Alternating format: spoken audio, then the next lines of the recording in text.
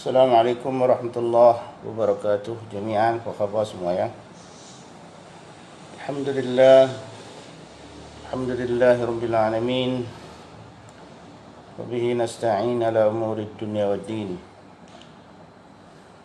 Allahumma akrimna bittaqwa wa jammilna bil afiyah warzuqna ittiba'ah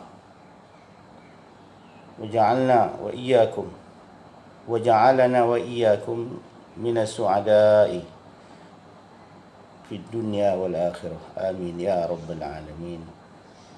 Apa khabar semua ya? InsyaAllah kita bertemu lagi pada kali ini. InsyaAllah mudah-mudahan diberkati pada pertemuan kali ini. Tolong respon saya kalau ada. Saya tak tahu suara ni ada tidak ni. Jadi InsyaAllah tolong respon, beritahu macam mana. Suara okey tak? Jadi InsyaAllah kita pada kali ini berkongsi, sama-sama berkongsi maklumat. Sebentar ya.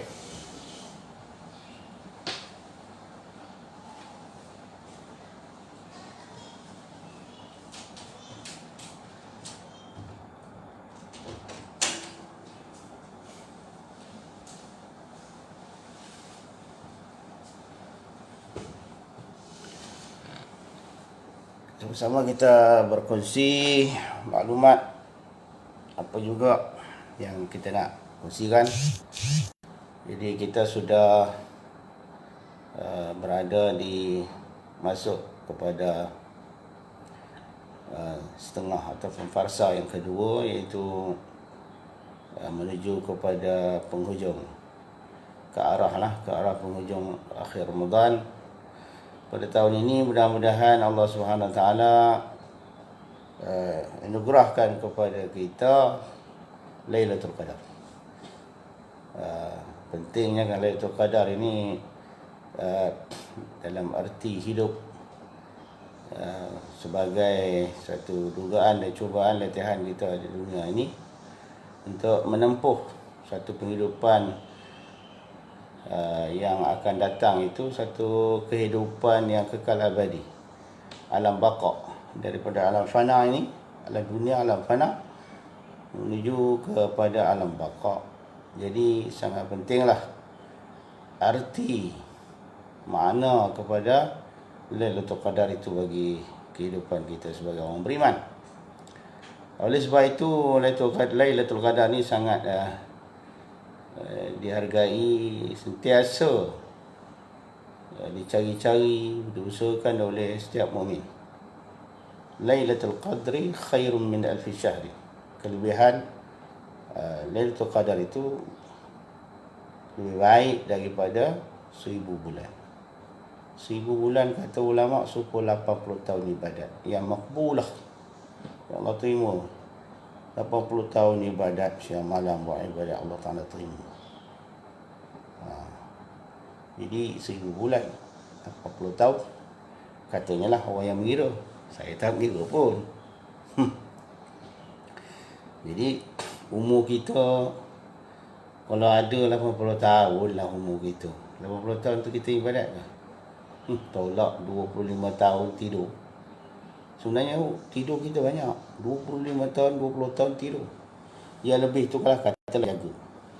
Yang jaga tu berapa jam kita ibadat? Allah, Masya Allah, Tabarakallah Tuhan. Sebab tu sentiasalah kita mohon keampunan kepada Allah Subhanahu Wa Taala. Sentiasa berusaha mencari kelebihan-kelebihan nilai-nilai ibadat. Dan sentiasalah kita memohon berselawat kepada Nabi SAW, mudah-mudahan ditolong, disyafaatkan. Kerana confirm dah tu, kalau dengan semata-mata ibadat nak boleh masuk syurga, bacaan akal tak masuk. Sebab tu Allah mengatakan ilahi ila surga firdaus ahlan. Masya Allah, Masya Allah, Masya Allah, Tabarakallah. Soalan-soalan sudah timbul ya. Jadi menuntut kelebihan Lailatul Qadar ini telah dicontohkan oleh Nabi SAW, hadis yang sahih. Kerana tidak ada satu penetapan tarikh malam bila Lailatul Qadar. Tak ada dalam nas-nas syarak, tak ada. Sebab itu berkhilaf sentiasa. Itu atas dasar ijtihadi. Imam-imam besar kita sampai Imam Syafi'i, malam begian. Mari pula Suyuti, begian pula pengiraannya. Mari pula Ibnu Arabi As-Sufi, begian pula. Mari pula ulama itu begini pula. Mari pula, Masya Allah, kutub itu begini pula. Orang yang ahli ibadat ni, kita tak cara pendapat orang yang tidak ibadat. Yang pecolas macam saya ni tak mikir lah. Ini mereka yang Masya Allah Tabarakallah siang malam ibadat. Jadi pun masing-masing dengan pandangan, dengan apa pendapatan masing-masing. Jadi menunjukkan tidak ada ketetapan nak kata malam 21 ke, malam 22 ke, malam. Tapi yang diharap, yang lebih diharapkan tu menurut nas-nas syarak, iaitu malam-malam yang ganjil. Dan di antara malam-malam yang ganjil itu ialah malam-malam yang Ishru awakhir Ramadan. 10 yang terakhir, malam-malam yang 10 terakhir, mula pada malam 21, 22 sampailah malam akhir.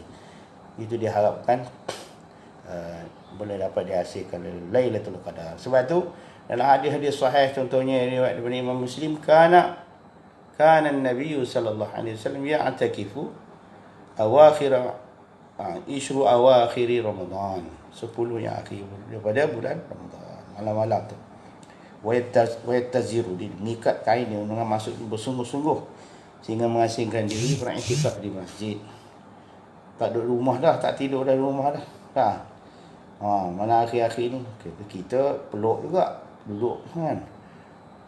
Peluk, bukan peluk Quran, peluk handphone, lagi kemas nampaknya dah. Itulah kita macam mana. InsyaAllah, saya celoteh saya lah. Ni kita tengok sikit, kita apa soalan-soalan kawan-kawan kita ni, perkongsian kita pada hari ni. Masya Allah, Azman Nasir, Masya Allah. Apa khabar cikgu? Tampin apa khabar? Malik Abdul, Assalamualaikum Tuan Guru. Waalaikumsalam Tuan Haji. Suara dan gambar, alhamdulillah. Melaka okey Haji ya. Ulaibab. Ulu albab. Masya-Allah. Assalamualaikum Ustaz. Waalaikumsalam Ulu. Apa pandangan Ustaz tentang sambut hari jadi dan tahun baru dan hari ibu? Sambut hari jadi, nyambut tahun baru ni, nyambut hari jadi tu birthday lah kan, birthday. Okey, nyambut tahun baru ni bukan Mak Hijrah. Mak Hijrah tu maklum dah tu, tak tikai dah. Susah, tak ada bunyi apa kalau menyambut awal Muharram. Susah tak bunyi apa. Tapi tahun baru ni maksudnya tahun baru Masihi ya. Hujung tahun. Dan hari ibu. Mother Day kan. Itu istilah. So Ustaz macam-macam. Jadi ini perkara ni sebenarnya perkara adat. Walaupun asalnya adat tu daripada adat yang luar daripada Islam, tapi telah diambil oleh muslimin sebagai adat dan dijadikan adat muslimin, orang Islam. Pergilah kata satu dunia Islam, orang Arab pun birthday. Allah tu saya sebut panjang-panjang birthday ni. Birthday bahasa orang putih. Bahasa Melayu menyambut hari jadi Yaumil Milad, hari jadi, hari keputeraan. Satu dunia Islam sudah bergurun dah. Lagi apa lagi tahun baru itu juga. Tahun baru ni ialah kelasannya memang daripada luar Islam, kalau katalah, tapi dah telah jadi adat orang-orang Islam juga menyambutnya, adat umum. Begitu juga pada hari ibu, hajat menyambut hari ibu ni, walaupun kalau dia kata asal usulnya daripada non-muslim, tapi dah orang Islam pun terlibat. Dengan mana dah kita kena pandang di sudut dah jadi adat orang Islam juga. Jadi adat-adat orang Islam atas niat-niat qasad orang Islam. Jadi innamal a'malu binniyat. Amal-amal itu, perbuatan itu atas tujuan. yub'atsun nasu ala niyyatihim. Jadi dibangkitkan manusia itu di atas niat-niat mereka itu. Apa tujuan? Kalau perkara adat ni dia mesti menuju pada niat. Jadi sekarang ni yang kita faham, majoriti orang Islam menganggap perkara itu perkara adat. Perkara adat. Begitu. Kalau kita bertanya pribadi yang buat kek bagi ke mak tu, "Ndahlah mak, kesian. Assalamualaikum mak, terima kasih mak." Begitu kan, potong kek. Jadi kita tanya mereka buat ni ngikut kepada luar perbuatan tiru-tiru orang Islam, orang luar Islam dulu ke dah pasal dia tengok orang Islam semua buat? Tentulah jawapannya, ni gua dah tengok tu Pak Haji tu buat. Untuk ustaz pun kadang buat juga. Ustaz pun tak ada, tapi dia orang kering kelalang ustaz buat. Dia bila dia pun tuan guru pun serahnya buat juga sampai hari jadi. Jadi perkara adat itu al-adatun muhakkamatun. Adat itu dihukumkan kan dia. Kita tak boleh, Islam ni dia ni bu'istu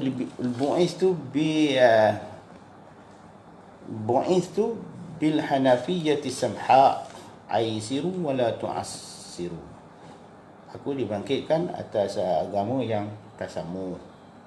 Selagi kita boleh tasamuh, cari jalan yang boleh melepaskan daripada orang Islam ni berdosa, cari jalan juga.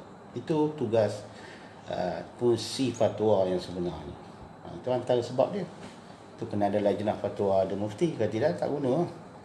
Dia kena cari jalan, halus-halusi sedakit-dakitnya, selagi mana boleh dielakkan orang Islam ni daripada wajah-wajah yang membawa kepada berdosa. Kalau tak berdosa, okay, itu orang awam. Tinggal lagi atas peribadi yang tak suka begian kan, itu pula pendapat peribadi lah. Baik, dan ada satu kaedah yang memang saya rasa memang Ustaz pun maklum dibincangkan di dalam Qawaidul Kubra bagi Imam Izzuddin Abdul Salam tentang adat tu. Ada satu kaedah tu yang maksudnya lebih kurang beginilah. Kalau satu perkara ada adat tu telah dibiasakan oleh golongan muslimin, maka dia hukumkan dia lah. Itu jadi hak orang Islam. Kita nak bincang panjang apa lagi? Untuk contoh macam kita kata adat perkahwinan, bersanding tu tak mutlak sebagai kita boleh hukumkan syirik, kafir ke semua, kerana kononnya mengambil daripada ada istiadat apa Hindu. Sebab kalau kita tanya kepada orang Melayu yang dah berkurun ni, yang bersanding tu, mereka tertiru Hindu ke? Tak ada juga. Tiru nenek moyang orang Islam kita. Jadi adat orang Melayu Islam. Bukan adat Hindu, tak ada. Adat orang Melayu Islam. Jadi kita jangan cuba korek-korek untuk susahkan orang Islam balik. Kalau dah ada kaedah yang begitu dalam agama kita, peganglah. Baik. Kemudian kalau ditanya kepada saya, ada tak tua dalam kitab ulama Melayu yang mengharuskan? Kalau tentang birthday ni, saya rasa birthday 3 perkara tadi sama je masalah bincangan tentang birthday. Kalau birthday ni ada satu kitab dikarang oleh ulama daripada Sumatera, Fatwa Tangguliniyah rasanya. Satu tuan guru ulama besar zaman dulu, pernah belajar di Masjidil Haram zaman-zaman dulu lah, sebelum mereka tu, dan buka pondok besar di Sumatera. Dan beliau ada mengarang satu kitab soal jawab lah, kes fatwa bagi mereka lah. Jadi mengharuskan birthday ni kerana perkara ni, birthday ni perkara adat muslimin, dah masuk adat muslimin. Jadi jangan lebih lah. Kalau pergi kita heret pergi kerana nak meniru Kristian, nak meniru Hindu, jadi Kristian Hindu lah sungguh lah. Semua lah. Sebab tu Nabi sendiri mengingatkan, tahan olehmu, satu hadis ya, tahan oleh kamu seboleh-boleh, sekuasa-kuasanya. Idra'u al-hududa 'anil muslimin, boleh-boleh sekuasanya. Sebab tu kalau perkara tu tak jelas, syubhah itu mengangkatkan hudud. Tak boleh kita nak hukum apa pun, tak boleh. Masya Allah, cukup lah saya rasa. Saya maaf panjang. Okey, kalau tidak ni orang tuan, orang potong kek semua masuk neraka lah. Boleh ya? Baik. Kalau mau lanjutan lagi, kita bincang lagi lah. Kita buka kitab lah. Lub Kushairi. Waalaikumsalam. Assalamualaikum. Waalaikumsalam. Ya Ustaz. Lub. Apa khabar Perak ya? Suara jelas. Alhamdulillah Ustaz Luk. Abu Aiman Al-Banjari. Assalamualaikum Syekh. Waalaikumsalam. Semoga Allah sentiasa sihatkan Syekh. Alhamdulillah wa antum. InsyaAllah Allah. Allahumma inna nas'aluka al-afwa wal-afiyah fid din wad dunya. Allahumma innaka afun karim tuhibbul afwa fa'fu anna wa an walidina wa an jami'il mu'minina wal muslimin.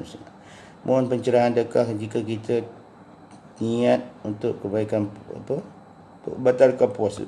Adakah batal puasa? Tak batal dia. Ini dah batal. Dia tak suka sembahyang. Okey. Walaupun kita tidak melakukan perkara-perkara yang batalkan puasa sama-sama. Tak batal lah. Jangan risau tak batal. Tak ada pula satu syarat dalam dalam perkara-perkara yang membatalkan puasa itu niat nak keluar pada puasa. Okey akhwani apa khabar abang wani kita? Kerana ada beberapa perkara yang berbeza kan, itu yang dibincangkan oleh pokok dari kita Jawi pun ada. Sembilan muhtadin saya kira ada bincang perbezaan antara ibadat badaniah di antara sembahyang dengan puasa. Puasa pun ibadat badaniah juga. Khususnya berkenaan dengan tentang niat. Niat dalam sembahyang mesti kena muqaranah. Al-qasdu kan, qasad pada sembahyang tu kena muqaranah muqtarinan bi fi'lih. Masa takbiratul ihram ada cara muqaranah situ. Dia mesti serta dengan takbiratul ihram awal sembahyang. Ada pun puasa tak ada nak muqaranah macam mana niat waktu malam. Sebab Tuhan niat waktu malam kan. Kalau dikaji entah dalil bukti dia tu kehalusan fuqaha kita mentertibkan adillah dia, masya-Allah. Jadi niat puasa ni malam hari sebelum masuk subuh. Mana muqaranah tu? Kalau masuk je subuh, masuk je terbit je fajar siddiq baru nak berniat, batal tidak? Puasa batal. Tak ada muqaranah, tak ada. Ni mesti sebelum. Tu perbezaan dia. Dan sebab tu dia ada sebab dia lagi. Sebab tu ada sebab lagi. Masya-Allah ada masa kita bincang. Akhwan ni Kasmani Pondok Tamping. Allah, masya-Allah. Okey. Muhammad Taufik, apa khabar Ustaz Taufik? Masya-Allah tabarakallah, sihat tuan ya. Mio semua tu ustaz belakang ni, semua ustaz belakang ni. Ipoh ni. Helmi Ismail, apa khabar Ustaz? Lagi cikgu Helmi. Jelai, apa khabar semua ya? Aziz Azri Jamil. Assalamualaikum Syekh. Waalaikumsalam. Bagaimana nak beza usul akidah dengan furu' akidah? Usul akidah ma la budda ma'rifatuh. Perkara yang tak dapat tidak kena ketahui alal mukallafin oleh setiap peribadi. Itu usul akidah lah. Hak fardu ain kita belajar atau akidah usul lah semuanya. Akidah usul lah dalam kitab macam dalam matan Ummul Barahin, dalam Aqidatul Awam, tu kita akidah tentang usul akidah. Furu'-furu' akidah yang tak mesti tahu, tak tahu pun tak apa. Contoh macam masail itu seperti masalah Nabi Khidir ni masih hidup ke tak hidup ke dah mati dah, tu khilaf. Masalah tu itu furu'. Yalah tak berdosa pun tak tahu pun. Kalau silap pun tak apa lah. Okey. Itu ringkasan ya. Okey. Ismi Abdullah. Masya Allah. Muhammad Daniel. Okey. Assalamualaikum Ustaz. Apa khabar? Waalaikumsalam Muhammad. Alhamdulillah. Bawa ni kita. Apa khabar? Khabar baik. Bawa ni. Sayyid, waalaikumsalam. Alhamdulillah sihat. Muhammad Ikramullah karramallahu fiik. InsyaAllah amin. Saya nak tanya, kalau kita sekadar cakap di mulut, tidak niat di hati, contohnya kenyang makan nasi atau hilang haus, aku minum air tadi, adakah boleh dikatakan syirik? Masya Allah. Kenyang makan nasi atau hilang haus, boleh kata syirik. Syirik itu di hati. I'tiqad. Kalau i'tiqad kata semata-mata air menghilangkan dahaga, nasi mengenyangkan semata-mata, barulah syirik. Tapi kalau cakap atas jalan adi, jalan adat, beradat, tak syirik. Cuma itulah kita kena ingat, kena hadir dengan zikir. Hadir, faham kata. Bila kita aktiviti kehidupan seharian kita ni penuh dengan ingatan di hati. Allah lah yang maha kuasa. Barulah ada keseimbangan di situ. Okey. Kalau sekadar nak bercakap tak ada syirik yang benda. Kalau tidak hari-hari kita syirik berdosa berlaku lah. Boleh kapir berlaku, tak ada.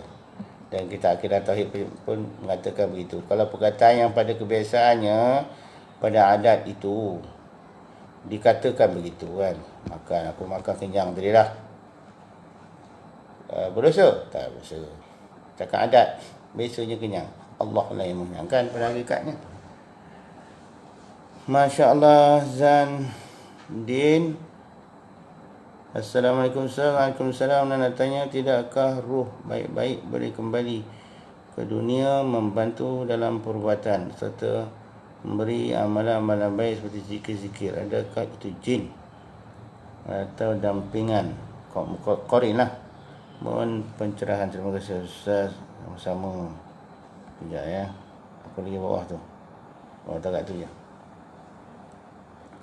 Adakah roh baik-baik boleh kembali ke dunia membantu dalam perbuatan? Orang ilmu alam perbuatan ni dia berjumpa lah perkara-perkara begitu. Jadi saya baca juga buku, setengah-setengah buku pada sosial kita yang langsung tak setuju, tak mau. Dia kata itu semua tipuan alam jin, khadam, qarin. Dan dia ada hujah-hujah dia.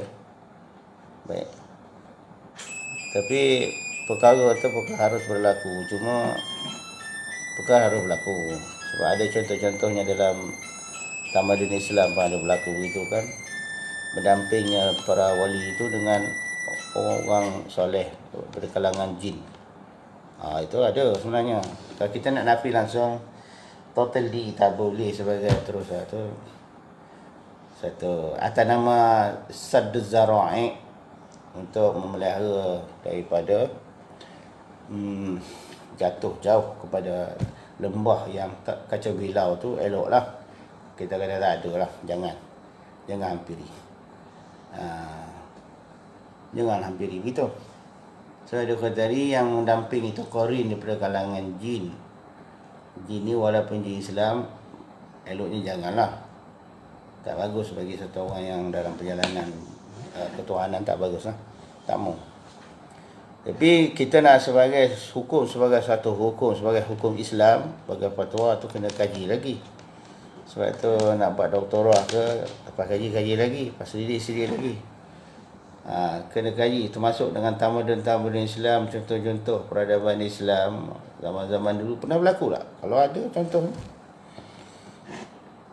kena tengok juga kitab-kitab yang dikarang oleh orang-orang Melayu kita seperti Syekh Ahmad Fattani dalam Hadikatul Azhar. Beliau tentang kisah-kisah bagaimana orang Islam yang kerohanian dia tinggi, yang iman dia kuat seperti para awliya sampai tahap kutub. Mereka juga bukan bersahabat, jadi jin-jin itu semua kadang-kadang mengambil istifadah daripada orang Islam, dan orang Islam juga ada istifadah daripada jin.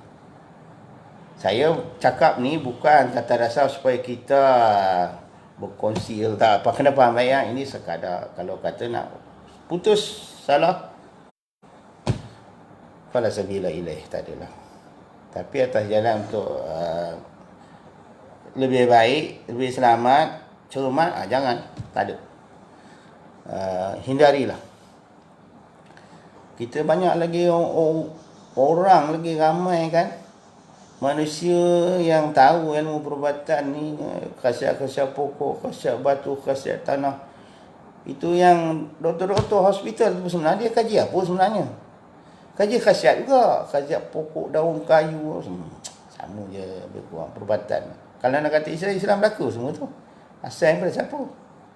Baiknya boleh faham saya cakap atas dasar keselamatan, hindarilah perdampingan daripada amalan-amalan perkara-perkara gaib yang mengijazahkan ilmu perubatan sebagainya. Dan perlu merujuk kepada orang yang betul-betul ahli, kena cari, jangan mudah percaya.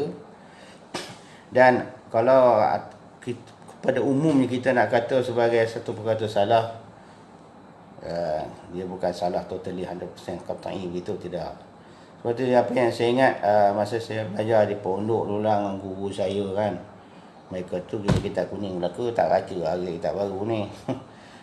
Jadi tuan-tuan guru tu saya banyak kali juga tanya, mereka mengatakan kaedahnya begini je. Kalau tauhid itu kuat, kalau kita dah cukup ilmunya, cukup amalnya, tak ada masalah. Sebab kita faham mana satu syirik, mana satu tidak, mana satu tipu daya. Kalau tak cukup, jangan. Bahaya. Itu kita faham sudah kan? Okey. Cahaya, Masya Allah. Cahaya keinsafan, Masya Allah, insafnya bulan puasa kita ya. Assalamualaikum Syekh. Waalaikumsalam. Mohon pencerahan, adakah Lailatul Qadar boleh berlaku di luar bulan Ramadan? Tak boleh. Tak boleh dah. Lailatul Qadri. Kata itu kan, inna anzalnahu fi Lailatul Qadar.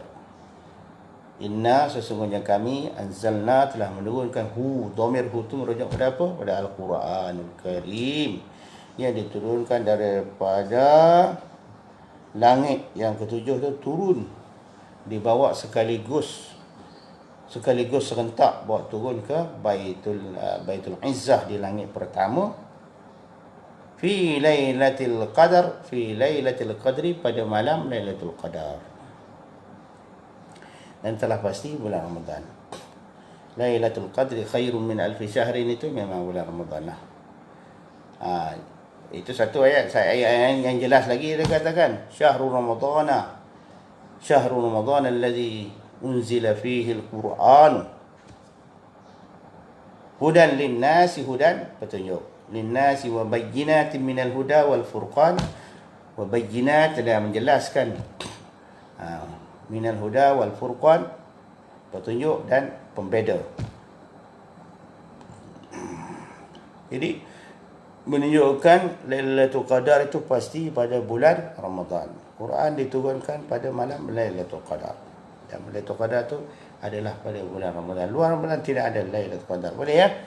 Cumanya bilakah Lailatul Qadar, kita tak tahu bila lah.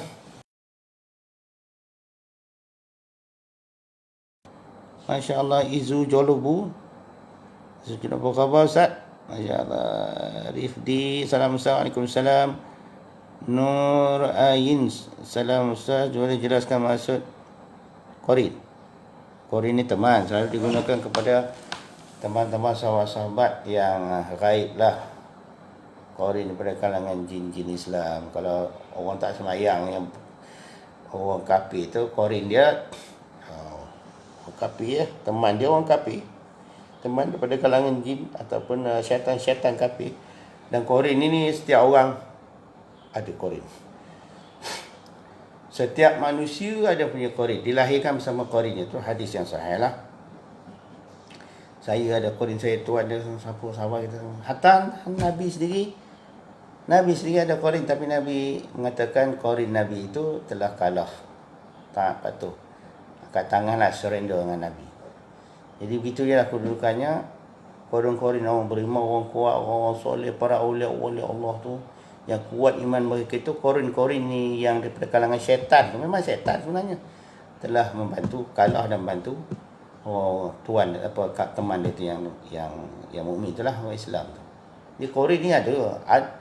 Jadi Qorin tidak semata-mata Qorin itu tak elok, tak semata-mata. Kan, jangan kita imagine mudah-mudah kata Qorin ini masalah. Kita pun Qorin juga, sebab tu jangan nak mengata kau orang. Mengata korang itu bohong, memang ada Qorin tu. Itu belajar tu, walaupun kuat semayang tu, dia belajar dia jadi bohong dengan buat orang, dia ada Qorin dia. Kita tak ada Qorin. Qorin kita semua Qorin, syaitan belaka. Kalau kadang kita ngikut bisikan dia jatuh maksiat tu, Qorin kita lah tu. Boleh faham ya? Masya-Allah. Rifdi. Okey. Apa lagi tadi ya? Masya-Allah. Ustaz nak tanya lah Ustaz pasal hibah. Hibah tu pemberian. Hibah semalam tu saya ingat saya tak boleh tanya. Saya tak boleh tanya. Saya tak boleh jawab sebab saya tak faham penghibah yang pemberian, jenis pemberian tu yang beroperasi di setengah-setengah daripada uh, uh, bank, daripada pihak perbankan ya. Bank-bank di negara kita ini mewujudkan satu produk, mungkin disebut dinamakan sebagai hibah, saya tak faham yang tu. Jadi operasi dia macam mana saya tak boleh nak jawab lah. Bagi masa saya tanya kawan-kawan saya yang memang mereka khusus bahagian perbankan, ramai kawan-kawan kita ni saya rasa dalam ini pun ada. Jadi nak tahu dulu macam mana, kerana al-hukmu ala syai' far'un an tasawwurihi. Hukum atas sesuatu itu adalah merupakan furu' pada tasawur. Kita kena faham hakikat perkara tu dulu. Kalau tak reti, kita nak cerita tentang iman pun kita tak tahu takrif dia macam mana. Nak cerita tentang wali, kita tak tahu wali takrif macam mana. Kita nak condemn hadis dhaif pun tak tahu kepala ekor kita mana. Janganlah. Boleh ya? InsyaAllah nanti bagi masalah.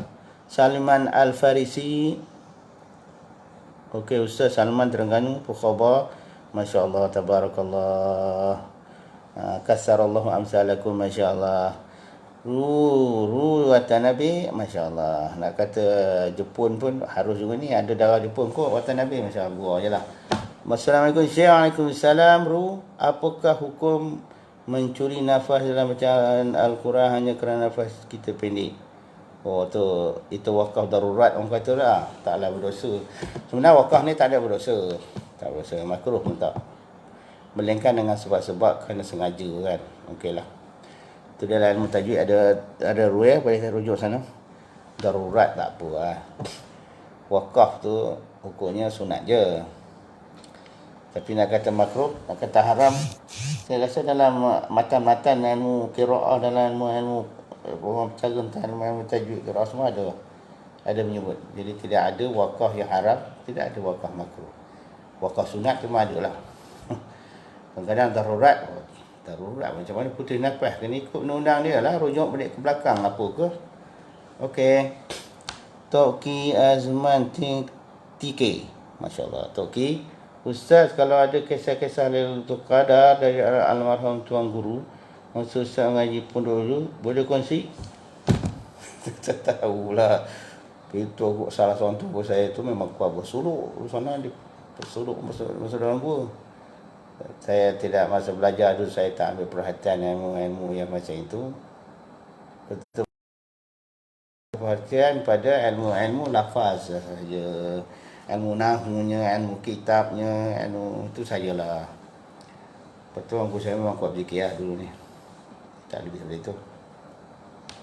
Tapi mereka sentiasa menceritakan tentang, selalu juga berceritakan kisah-kisah orang dulu yang dapat Lailatul Qadar, seperti daripada, kalau di Kedah tu daripada keturunan Tok Syekh Abdul Rahman Al-Jarumi, yang awal, bukan yang kemudian, yang pertama tu.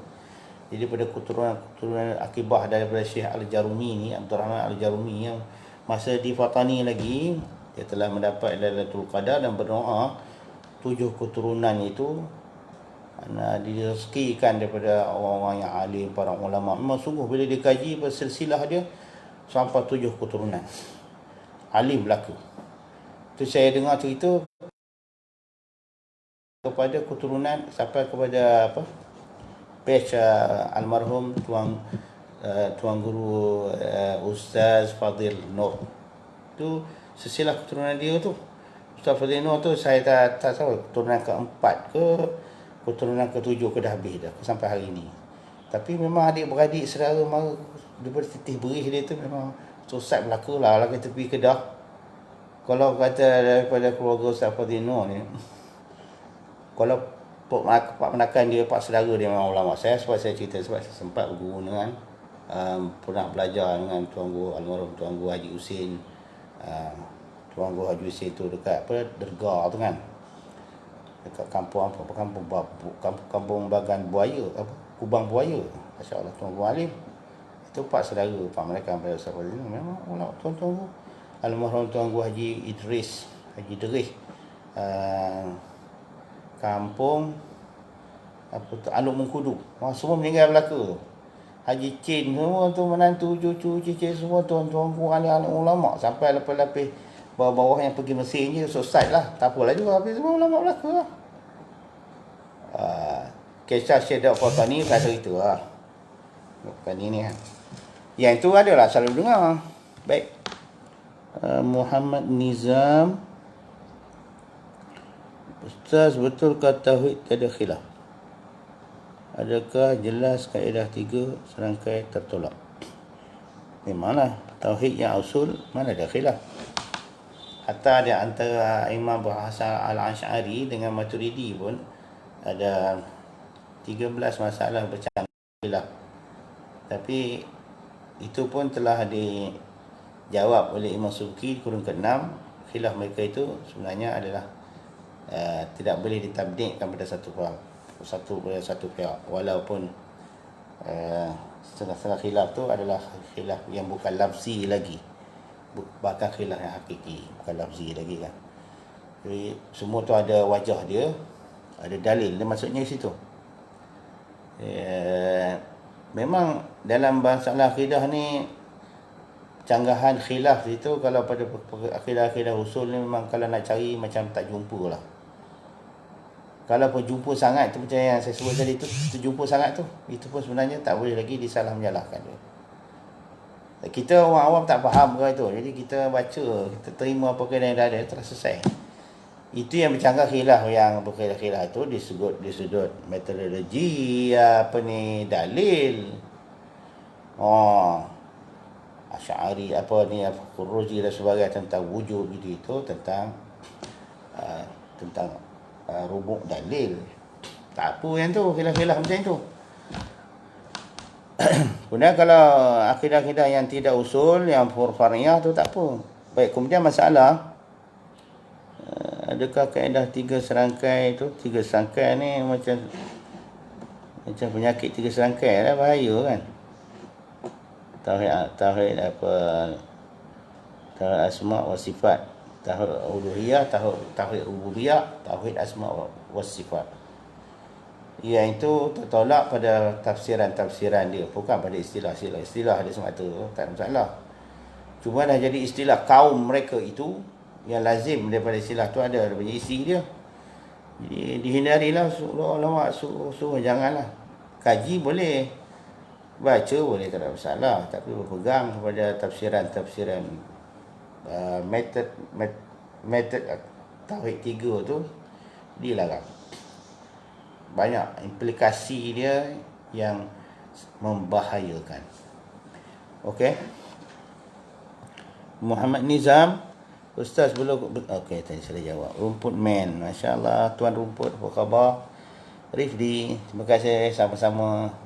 Rif Zahin Haikal, Waalaikumsalam. Ada setengah pihak banyak membangkang berkenaan dengan isu yang tidak sepatutnya dibincangkan di media sosial, seperti perkara cabang dalam agama, khususnya berkenaan dengan sekejap tak nampak, berkenaan dengan akidah, isu hadis jariah, kena Hanabilah, Mujassimah dan lain-lain. Minta sedikit pencerahan dan nasihat dari Syekh, adakah sesuai perkara tersebut dibincangkan dalam media sosial. Jadi kena tengok keperluan. Kalau keperluan di satu perkara yang perlu pada pencerahan, detailan, itu tugas para ulama. Kalau dah kita tengok media sosial, okey, kita katalah, kita nasihat sosial, kita jangan bincanglah perkara tu. Tapi perbincangan tetap berlaku. Sebab net ni dia mana ada tempat yang boleh tutup. Net kan sangat labah-labah tu. Tutup ni kau nak buka. Okey, kita tutup, kita janganlah ustaz kita harus Sunnah Jamaah aliran Asy'ariyah Maturidiyah jangan bincang perkara ni, boleh keliru. Boleh nyebabkan pening kan. Tapi yang kau bincang dah hentam tu. Bubuh kata sifat 20 ni sesat. Ada sufi ni sebagai melarat dan sebagainya, macam kata-kata Syekh Daud Fatani macam-macam lah cakap tu kan. Kekeliruan pembacaan kita turah, kita Jawi ni Soalnya ulama Melayu ni menipu lah. So Ustaz kita boleh tipu kita lah. Kita kemukakan kita syahadat, tapi kita tak faham kita syahadat tu. Tak perlu jawab tu. Tak perlu jawab. Tapi yang penting para asatizah kita, saya nasihat yang ni boleh kita cakap. Kalau nak jawab pun biar jelas dan jangan orang faham kata merebel-rebel. Orang kampung saya kata merebel-rebel. Merebel apa? Merebel ni lebih-lebih. Kalau perlu takat 1, 3, 3 lah. Jangan. Dan biar tuntas. Biar tepat dengan sasaran. Dan jangan masuk emosi. Emosional jangan. Nak marah, nak mengata. Maki hamun itu tak ada faedahnya. Bahkan merosakkan lagi imej kita. Dan lagi menyebabkan dari reputasi buruk lah. Orang kata, ustaz apa ni? Asatizah kita ni, saya tak nasihat. Ustaz je saya sendiri kan. Banyak kalau belajar ilmu alat. Mantik tu biar betul-betul kemah-kemah. Munazarah kena buat kemah-kemah mengaji. Kita orang punuk bersama. Punuk-punuk belah kita ni kurang sikit kan tu. Naik petani barulah tutup urusan ajar. Jadi belajar betul-betul ilmu munazarah, cara berdebat yang baik. Bukan berdebat untuk nak menang tu, betul hikmah. Betul munazarah tidak semesta haram. Dalam Syarqawi, Alat Tahrir Syarqawi itu semua disebut perbezaan di antara mujadalah dengan munazarah. Jadal itu sophostat, itu golongan sana dulu. Perbuatan amalan daripada Greek kuno itu mujadalah. Di kiasan menangnya itu macam orang tak ada ilmu lah pula, emosi ya tu. Adapun munazarah tidak. Munazarah dibenarkan oleh syarak dan diberi pahala atas niat untuk mendapat kebenaran. Memastikan sesuatu yang benar. Jadi cuma perkara itu tidak boleh difokuskan, diletakkan sebagai perkara keutamaan. Keutamaan ialah pengasuhan pendidikan dan masalah asas sebagai orang beriman yang sesuai dengan akidah yang benar, iaitu Asy'ariyah Maturidiyah dan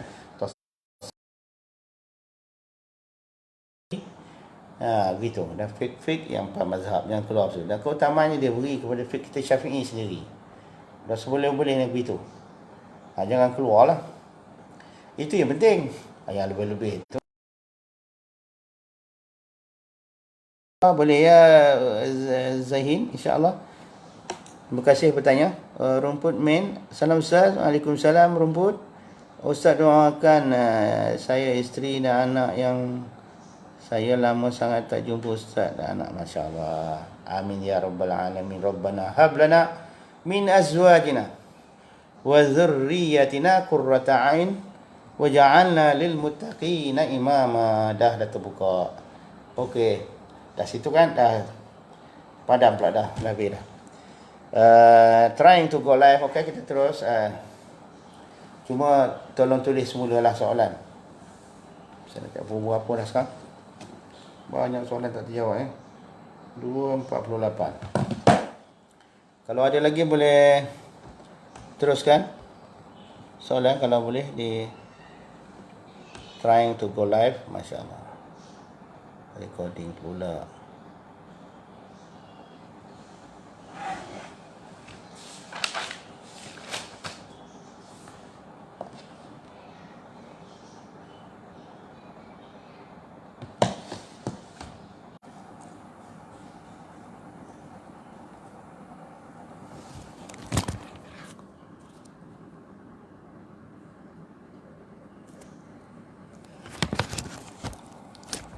Assalamualaikum. Kerana ada masa sikit, ini program saya tu lambat sikit lah. Jadi saya sambung balik lah. Tadi ada 2 soalan nampak yang tertangguh ya. Video tadi ada masalah sikit lah. Live tadi ni sambung sikit lah. InsyaAllah ada masa sikit lagi tuan ya. InsyaAllah sama-sama kalau ada apa-apa saya cubalah untuk menjawab. Soalan pertama berkenaan dengan tadi yang tertinggal tadi kan, berkenaan tentang kitab Ibnu Hajar Al-Haytami yang mengatakan istiwa itu bizatihi kan di atas arsy. Kitab apa sebenarnya? kita apa ya. Sebab kebanyakan kita Ibn Hajar ni sama ada dalam Fatwa Al-Hadisiyah dia beliau ke mana-mana kitab Ibn Hajar Al-Haytami kita bincang kan. Jadi dia tolak fahaman tu. Bizatihi tu tak boleh. Kalau ada yang kata boleh, yang seperti mana yang Ustaz kata tu, yang ada dalam kertas kerja yang dibentang oleh seorang Ustaz tu, tolong forward pada saya lah. Yang terbaiknya kertas-kertas kerja tu sekali. Forward pada saya nak tengok juga sejauh mana kebenarannya. Itu kita kena teliti lah. Dan begitu juga dalam Fatwa Al-Hadisiyah itu sendiri ada perkataan Ibn Hajar yang menukilkan kalam Izzuddin Sultanul Ulama Izzuddin Abdul Salam berkenaan komen beliau tentang setengah-setengah pada ahli ilmu golongan-golongan yang mengiktikadkan Tuhan itu berjihad berpihak. Itu ditolak oleh Sultanul Ulama. Tapi telah saya tengok telah disalahgunakan oleh sebahagian pada orang-orang untuk nak membenarkan sehingga bolehnya mengatakan Tuhan tu berpihak, berjihad. Maksudnya Tuhan tu kalau kata ada atas arah apalah nak salahnya. Jadi katanya ditambah-tambah lagi dengan perkataan katanya lah. Ini tokoh tambah lah saya kata. Seolah-olahnya Imam Izzuddin Abdul Salam telah menyalahkan golongan ahli ilmu tu. Jadi saya kira itu tak betul. Jadi line pun tak bagus lah di konten ni kan. Masalah sini kan. Jadi soalan yang kedua, kalau sekejap lagi dia terbuka, jadi kita ni lah. Memang semenjak daripada 2 minyak ni bermasalah line di sini. Sekejap ada, sekejap putus, sekejap kan lah maklum kan. PKP ni kan kita semua bersuluk kan. Soalan kedua tadi berkenaan dengan tentang nikah online. Nikah online saya dah jawab pada 2 kali, rasanya dah 2-3 kali je saja yang jawapannya pada kali pertama, video pertama tu di awal-awal Ramadan hari tu memang saya jawab, itulah jawapan dia lah pada pandangan peribadi saya lah. Jadi kalau saya syorkan supaya kita semua bersabarlah, pengantin-pengantin semua bersabar sedikit, bakal pengantin kan. Jadi tak lari gunung dikejar ke mana. Gunung dah ada situ tak lari gunung dikejar, sabar. Itu yang terbaik. Kalau nak ditambah-tambah lagi, saya kan banyak pula ceritanya. Pro dan kontra dan sebagainya kan. Itu biasalah. Pro dan kontra tu biasa. Okey, boleh live kan. Jadi pro dan kontra tu biasa. Jadi terbaiknya supaya sabar, tunggulah akad yang seperti mana biasa yang dilakukan, iaitu ada majlis yang dipanggil majlis yang ittihadul majlis. Itu maksudnya bil fi'li, maksudnya memang hadir semua, jasadnya ada, semua ada jasadnya, tubuh dia ada. Jangan ittihadul makna padan dengan live gitu je. Okey, boleh faham kan? Itu terbaik. Dan fatwa-fatwa yang mengharuskan tu walaupun daripada pihak setengah negeri sebenarnya tak mewajibkan nikah online. Mereka pun sebenarnya saya siasat lah, mereka pun kalau boleh janganlah. Tapi setengah-setengah ibu bapa pengantin ni paksa kan. Bukan paksa ke apa boleh aku nak kata tak bukan paksa kot. Tak paksa pun. Ini setengahnya tu mereka push lah. Itu yang ada solusi yang kedua, pilihan yang kedua, nikah online. Jadi kalau boleh janganlah. Okey Ada soalan-soalan lain yang boleh kita kongsikan? Ada sikit masa yang sesingkat ini. Kalau tak ada, saya nak berterus lah. Ini live ni rasanya dapat ni. Boleh tengok. Berkenaan tentang kelebihan atau ataupun fadilat untuk membayar kelebihan membayar zakat fitrah. Kita pun sebenarnya ada hujung dia bercara juga lah tentang zakat fitrah ni demi untuk kesempurnaan lah. Jadi fadilat kelebihan membayar zakat fitrah itu adalah sebenarnya menyempurnakan ibadat puasa. Kerana ada satu hadis yang saya kira hadis itu memang maklum dalam kitab fiqh manapun. Dikatakan sesungguhnya puasa bulan Ramadan itu muallaq, tergantung dia baina sama'i wal ard, tapi naik ke atas tak boleh. Digantung di antara langit dan bumi. Langit pertama lah, nak lepas langit pertama macam mana nak pergi kalau langit pertama tak lepas. Semua pahala ibadat kita ni buat naik ke atas tuan. Adalah ada semayang kita apa semualah. Ini puasa pula. Setiap kali kita lepas semayang kita kena ingat semayang tu kalau dalam hadis dilipat-lipat buat naik ke atas. Pada malaikat buat naik ke atas. Masyaallah, ke langit. Bukan sesaja semayang tu. Kita ni leka banyak ghaflah lalai kan. Itu yang kita buat semayang lebih kurang ya. Kita ingat lepas semayang ni habislah sapu punggung selesai kot kita nak buat apa. Sebenarnya kita kena bersungguh-sungguh buat semayang kita tu, malaikat dia tunggu. Selesai bagi salam, dilipat semayang, lipat macam mana? Macam tika aku tak tahulah kita. Dia lipat dalam hadis kata gitu. Kita kena percaya lah. Bawa ni ke atas sampai ke langit 7. Dipersembahkan ke hadratullah Tuhan kita. Ibadat puasa itu juga. Lepas puasa ni bawa naik ke atas. Tapi mu'allakun. Inna sawma Ramadan mu'allakun baina sama'i wal ard. La yarfa'u illa bizakatil fitri. Sesungguhnya puasa bulan Ramadan ni tergantung dia tergayut. Dia tak boleh nak ke atas kan. Di antara langit pertama lah tu nak lepas. Tak lepas langit pertama, langit ke atas lagi tak lepas lah. Melainkan dia tak boleh naik ke atas lagi melainkan dengan membayar zakat fitrah. Sebab tu zakat fitrah tu hikmah besar, menyempurnakan ibadat puasa kita dan hukumnya wajib. Kalau cukup syarat wajib. Masya Allah. Jadi kita bayar zakat fitrah. Besar maksudnya tu. Jangan colah-colah bayar zakat fitrahnya. Okey. Muhammad Daniel, Assalamualaikum. Waalaikumsalam. Tadi terputus. Dan saya ada masa sikit lagi ni. Sebab kuliah saya tu ditangguhkan sikit. Lebih masa kita boleh sembang-sembang lagi. Baik, apa pandangan Ustaz tentang nikah online yang dijalan oleh Jabatan Agama Islam pada musim PKP?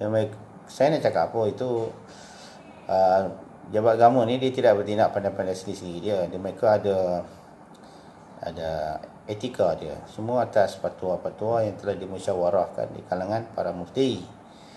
Dan kalau iftak yang keputusan mufti negeri itu meluluskan, jadi no comment lah. Mufti dan para ahli jatuh kuasa fatwa dia kalau sampai tahap tingkat kebangsaan, mereka semua ambil tanggungjawab lah. Jadi lepas tu kita nak kata tak sah tak boleh. Tak sah lah, tapi sebaik-baiknya. Dan mereka sendiri pun mengakui terbaiknya, ya itulah. Bukan kata menafikan nikah yang biasa, yang cara natural yang biasa dilakukan itu sebagai tak bagus. Jadi keadaan masyarakat terpaksa dibukakan jalan ruangan itu dan ada wajah dia juga. Saya sendiri pun pada awal saya kata saya tak nafikan wajah itu. Tak nafikan, tak kata mutlak tak boleh. Kan? Cuma saya terdengar lah fatwa itu, keputusan itu telah ada. Cuma setengah-setengah negeri tidak diwartakan lagi. Bila tak warta, masa tak jadi rasmi. Kita nak cakap apa tak boleh. Sebab tu setengah negeri tak buat. Kita nak bincang tentang etika tu memang ada. Itu kena tanya orang yang betul-betul bahagian dia lah. Saya tak tahu lah yang tu. Wallahualam. Baik, Hanis Adnan, Masya Allah tuan, apa khabar? Masih di Kuala Lumpur, Masya Allah. Muhammad Nizam, Ustaz, kalau menggunakan kaedah 3 serangkai, tetapi perbahasan sifat Asy'ariyah dan Maturidiyah boleh ke Ustaz? Mana bahagian sifat-sifat Tuhan itu sebagaimana perbincangan Asy'ariyah Maturidiyah boleh? Boleh ya. Itu yang dalam syarah bagi Fiqhul Akbar. Syarah dia lah, bukan matan syarah. Yang disyarahkan oleh Mulla Ali Al-Qari, apa yang disebut sebagai fiqhul, apa disebut sebagai tauhid ibadah. Tauhid ibadah tu dia bincangkan tentang asma, uluhiyah, rububiyah, asma sifat. Cuba teliti balik. Dan kata Mulla Ali Al-Qari, Maturidi alirannya. Dia tauhid Maturidi, ahli sunnah wal jamaah. Cuma dibahaskan situ, istilah-istilah tu digunakan pakai sebagai tauhid ibadah. Dan kata menurut Maturidi, semuanya ibadah. Ayat Quran tu daripada Fatihah sampai semuanya tauhid. Tauhid berlaku semuanya akhirnya. Kalau kita tentang hudud, kita kata tauhid apa? Kalau tauhid pada sudut hudud. Kalau tak nak bahas cara macam itu. Tauhid itu apa? Bila dikatakan semua yang ada dalam Al-Quran tu, yang tentang sifat Tuhan tu pun tauhid, yang bercakap tentang perbuatan makhluk, hukum pun tauhid, hudud pun tauhid. Tu apa? Tauhid ibadah. Sebab tu yang pentingnya yang ulama persalahkan itu ialah contents, kandungan perbincangan tauhid 3 tu apa dia. Kalau bercanggah dengan yang ada ni tak boleh lah. Kalau tak bercanggah tak apa. Setengah-setengah pada sosial kita memang tak suka, bahkan menolak apa yang saya cakap ni. Memang terpulang pendapat dia. Tapi saya nak tanya satu je lah. Entum semua nak hurai tafsirkan Alhamdulillahi Rabbil Alamin, Ar-Rahman Ar-Rahim. Fatihah tu tafsirkan macam mana? Surah Al-Fatihah tafsirlah. Boleh lari daripada uluhiyah, boleh lari daripada rububiyah, boleh lari daripada apa yang disilakan asma wa sifat. Tak boleh. Kalau tauhid dengan mana tauhid ibadah tu, itulah kata tauhid ibadah. Istilah yang ada dalam syarah Fiqhul Akbar bagi Mulla Ali Al-Qari. Yang itu memang dalam tasawuf pun ada. Orang lama kita tolak yang tu. Yang tolak mana? Yang dibincangkan oleh aliran salafiyah tu. Yang macam itu bermasalah. Baik, boleh ya. Kalau tak faham tak boleh, kali kita sambung panjang cerita tu. Terima kasih. Abu Mutawalli, apa khabar? Okey, ada lagi kawan-kawan kita ya. Seorang lagi. Assalamualaikum. Waalaikumsalam. Ustaz, amalan yang paling afdal untuk 10 terakhir Ramadan untuk kaum-kaum ibu supaya tak ketinggalan. Kaum ibu subuh juga i'tikaf. Sama dengan kaum-kaum bapa. Amalan yang terafdal pada mana-mana akhir untuk mencapai Lailatul Qadar ialah amalan i'tikaf. Dan saya telah menyusun satu risalah tentang i'tikaf ni. Dalam blog pun nak tampil, boleh search di sana syarat-syarat dia, apa-apa yang patut diamalkan, apa yang boleh buat, apa tak boleh buat, apa yang batalkan i'tikaf. Dan i'tikaf tu mesti di masjid dan sebagainya. Saya sentuhlah sikit-sikit. I'tikaf tu biasanya memang syarat asasnya di masjid. Tapi oleh kerana berkait dengan keadaan semasa PKP ni kan, PKPB ni pun suku je lah, terkurung kita di rumah, maka i'tikaf pada istilahi dan fiqh tak berlaku lah, sebab bukan masjid rumah kita, tapi di sudut maknanya berlaku ibadat. Di sudut makna i'tikaf tu, maksud i'tikaf tu ialah menumpukan ibadat-ibadat yang khususi. Berlaku walaupun di rumah, walaupun tidak ada masjid, ataupun boleh kita dalam keadaan terdesak ini beristihad, beramal dengan kaul yang walaupun dhaif pada mazhab, juga ada dinukilkan di dalam kitab Ibn Hajar Al-Asqalani bincang tentang i'tikaf ni. Dalam syarah Fathul Bari beliau ada. Saya ada catatkan sikit pendapat itu dalam risalah tentang i'tikaf yang saya tulis itu. Saya tulis dalam blog, boleh tampil, boleh tengok. Ada satu pendapat kaul yang mengatakan ada masjid peribadi, masjid orang perempuan, masjid zaujah, masjid rumah lah. Jadi dia meniatkan bilik itu sebagai masjid. Itikaf di masjid peribadi itulah. Pendapat tu lemah. Sebenarnya masjid mestilah di sana kan. Kalau nak pakai keadaan terdesak ni boleh lah. Kau tu mudah-mudahan dapatlah niat itikafnya sama. Bolehlah berniat itikaf di situ.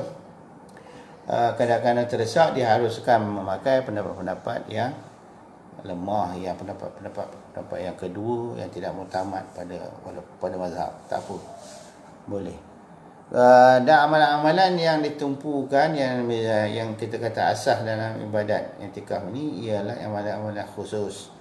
Seperti sembahyang tahajud, seperti sembahyang banyakkan sembahyang, banyakkan baca Quran, banyakkan selawat, dan termasuk juga membanyakkan pengajian. Quran tadi macam tadarus kan? Tentulah. Pengajian-pengajian termasuk juga dalam makna-makna ibadat yang disuruh masa i'tikaf. Mungkin pengajian bacaan kitab, pengajian dalam bentuk muzakarah, soal jawab, pengajian dalam bentuk mutalaah dan sebagainya lah. Mengarang itu masuk untuk ibadat khusus ya. Itu benda-benda ibadat. Jadi banyakkanlah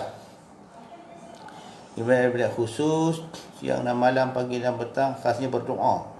Kalau kita melihat Al-Quran itu sendiri yang berkaitan dengan tentang bulan puasa ni kan, ada hujung kan, bila dia katakan puasa itu diwajibkan atas kamu, kutiba alaikumus shiyam kama kutiba alal ladzina min qablikum la'allakum tattaqun ayyaman ma'dudat faman kana minkum maridan aw 'ala safarin fa'iddatun min ayyamin ukhra. Al-ayah hingga akhir, dan di ujung akhirnya wa idza sa'alaka 'ibadi anni fa inni qarib wa idza sa'alaka 'anni. Apabila memohonkan kepada aku oleh hamba-Ku kan, fa inni qarib, maka sesungguhnya aku itu hampir. Ujibu da'wat ad-da'i idza da'ani. Aku memohon, aku mengabulkan permohonan orang yang berdoa kepada aku. Jadi membanyakkan doa pada sepanjang bulan Ramadan ni, khasnya di hujung-hujung ni adalah disuruh nas Quran dan sunnah-sunnah Nabi. Banyakkan doa. Inilah masa mengisyaratkan masa sepanjang Ramadan ni adalah masa makbul, masa mustajab berdoa. Jangan terlupa berdoa lah untuk diri sendiri, untuk keselamatan diri dunia dan akhirat, kaya dengan ilmu, dengan amal, dengan ibadat, kaya dengan akhlak. Perubahan-perubahan dibukakan, perubahan-perubahan peribadi pada masa yang akan datang. Berdoa macam-macam lah, berdoa. Jangan terlupa berdoa. Yang munasabah lah, tak munasabah janganlah. Adab berdoa. Okey. Adha Firdaus, untuk anak-anak cucu kita berdoa. Muhammad Nizam, doakan saya, masya-Allah. Anta doakan anak makbul insya-Allah. Muhammad Ikram, okey. Apa ya? Okey, sikit lagi. Ada 9 minit lagi. Kalau ada soalan-soalan lain sebelum kita menutup bicara, sambung tadilah. Tidak, saya tutup dah. Tak pukul 3 lah. 2.30. Oh, pukul 3.30 dah. InsyaAllah kita berjumpa lagi pada besok. InsyaAllah besok hari jumpa lagi. Panjang umur, insyaAllah kita berjumpa lagi. InsyaAllah doakan saya ya. Aqulu qawli hadza wa astaghfirullahal azim li wa lakum wa li sairil muslimin innahu huwal ghafurur rahim. Allahumma iftah alaina futuhal ilmi wal hifzi wal fahmi waftah alaina futuhal arifin kama fatahta ala anbiya'ika wa awliyaika wa ala ibadika as-salihin. Allahumma akrimna bit taqwa wa jammilna bil afiyah waj'alna wa iyyakum minas su'ada'il maqbulin minas su'ada'i fid dunya wal akhirah. Amin amin amin ya rabbal alamin. Amin. Sallallahu ala sayyidina Muhammadin wa ala alihi wa ashabihi ajma'in. Alhamdulillahi rabbil alamin. Hadratin Nabi Muhammadin Mustafa Rasulullah sallallahu alaihi wasallam wa alihi washabihi kiram wa masyayikhina al-Fatihah. Assalamualaikum.